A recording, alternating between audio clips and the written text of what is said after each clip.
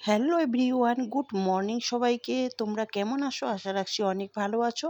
আমিও কিন্তু খুব ভালো আছি। তো সকাল সকাল মায়ের জন্য করে নিলাম চা, আর নিয়েছি টোস্ট আর মুড়ি। আমার জন্য করে নিলাম কফি।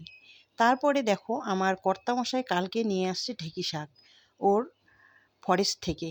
ওর স্টাফরা তুলে দিয়েছিল। স্টাফরা খুবই ভালো, যেদিন সেদিনে আমাদের ঢেঁকি শাক তুলে দিয়ে পাঠায়। তো দেখো, একদম ঢেঁকি শাকগুলো কিন্তু খুব সুন্দর। তারপর কিন্তু আমি করে নিলাম করলা ভাজা, ঢেঁকি শাক ভাজা, তারপরে পাট শাক, আর করিলাম একটু গিমা শাক।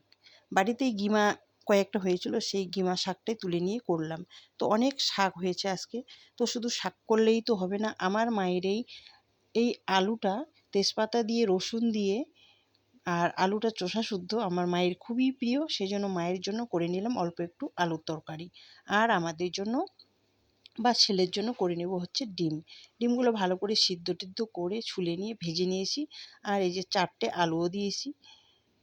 তো কথা বলতে বলতে তোমাদের সঙ্গে কিন্তু আমার ডিমের ঝোল হয়ে গেল আলু দিয়ে। দেখতেই পাচ্ছ, খুব একটা ঝোল করিনি, অল্প একটু ঝোল করেছি। আর এবার কিন্তু নামিয়ে নিয়েছি। তো কেমন হয়েছে ডিমের কারিটা অবশ্যই একটু তোমরা কমেন্ট করে জানাবে।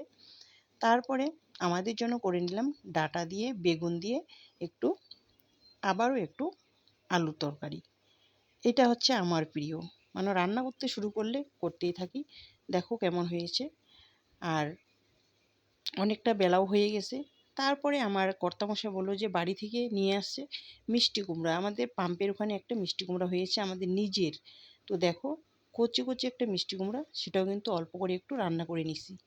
যেহেতু আজকে বাড়িতেই থাকবো, কোথাও যাব না, সেজন্য কিন্তু অনেক পদের রান্না বান্না করতেছি। তারপরে খাওয়া দাওয়া সবার হয়ে গেল। এইবার আমার কর্তামশাই কিন্তু চলে যাবে ডিউটিতে।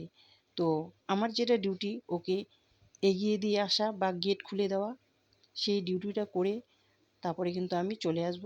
তো ওকে আমি গেটটা খুলে দিলাম, ও এখন ডিউটিতে চলে যাবে। তারপরে কিন্তু আমার বাড়িতে আরও অনেক কিছু টুকিটাকি কাজ থাকে, সেই কাজগুলোই আমি সারবো। তো আজকের ভিডিওটা রইল এখান থেকে। দেখা হচ্ছে তোমাদের সঙ্গে নেক্সট অন্য কোনো ভিডিওতে।